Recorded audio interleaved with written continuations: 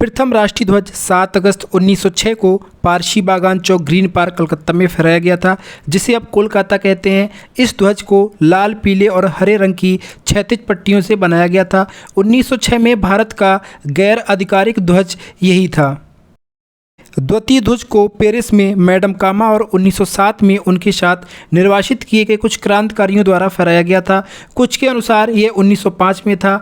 यह भी पहले ध्वज के समान था, सिवाय इसके कि इसमें सबसे ऊपर की पट्टी पर केवल एक कमल था, किंतु 7 तारे सप्तऋषि को दर्शाते हैं। यह ध्वज बर्लिन में हुए समाजवादी सम्मेलन में भी प्रदर्शित किया गया था।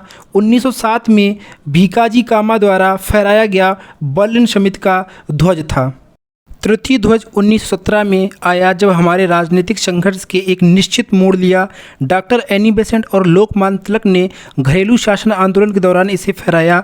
इस ध्वज में लाल 5 और 4 हरी क्षैतिज पट्टियाँ एक के बाद एक और सप्तऋषि के अभिविन्यास में इस पर बने 7 सितारे थे। बाईं ओर ऊपरी किनारे पर खंबे की ओर यूनियन जैक था।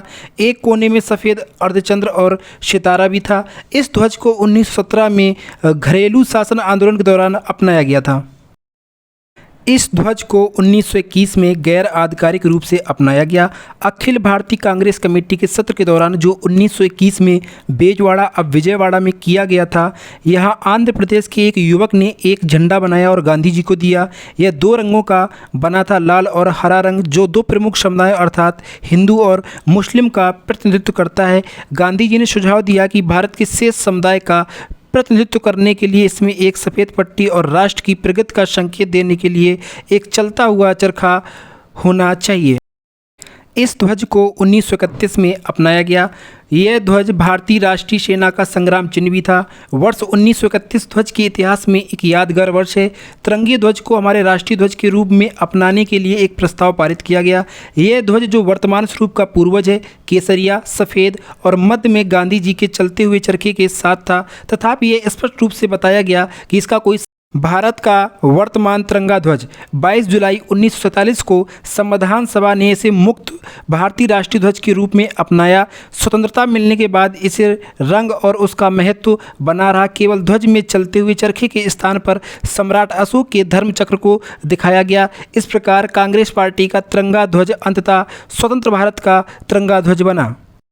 अब हम भारतीय राष्ट्रीय झंडे के इतिहास के कुछ महत्वपूर्ण बेसिक तथ्यों पर बात करेंगे। स्वतंत्रता सेनानी पिंगली वेंकैया ने दिया था भारत के वर्तमान राष्ट्रीय ध्वज का डिज़ाइन। इस झंडे में 2 बैंड थे, एक लाल और दूसरा हरे रंग का। लाल रंग हिंदू समुदाय और हरा रंग मुस्लिम समुदाय का प्रतीक था। लाला हंसराज की सिफारिश पर गांधी जी ने इसे एक सफ़ेद पट्टी और चरखा जोड़ दिया था। सफ़ेद पट्टी शांति और चरखा आत्मनिर्भरता का प्रतीक था।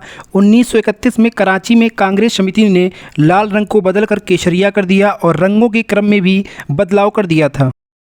इस झंडे में सबसे ऊपर केसरिया रंग, बीच में सफ़ेद रंग और सबसे नीचे हरे रंग की पट्टी थी। सफ़ेद पट्टी पर चरखा बना हुआ था। बाद में भारतीय राष्ट्रीय कांग्रेस ने आधिकारिक तौर पर इस झंडे को स्वीकार कर लिया था।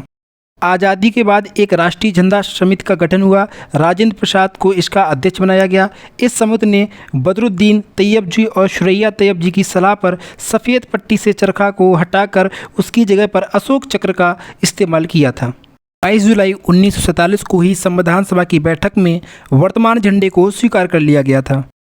2013 में एक विवाद पैदा हुआ जब पांडुरंग रेड्डी ने दावा किया कि राष्ट्रीय ध्वज का डिज़ाइन सुरैया तैयब जी ने किया था। दी फ्लैग फाउंडेशन ऑफ इंडिया के मुताबिक स्वतंत्र भारत के लिए राष्ट्रीय ध्वज का जो डिज़ाइन सुरैया बदरुद्दीन तैयब जी ने दिया था, आखिर में उससे ही मंजूरी मिली थी। कुछ अन्य प्रमुख बातें। झंडा फहराना हमारा एक मूल अधिकार है। 23 जनवरी 2004 को सुप्रीम कोर्ट ने नवीन जिंदल मामले में फैसला दिया कि सम्मान और गरिमा के साथ झंडा फहराना अनुच्छेद 19 के सेक्शन 1 के पार्ट ए के तहत एक मूल अधिकार है। जय हिंद।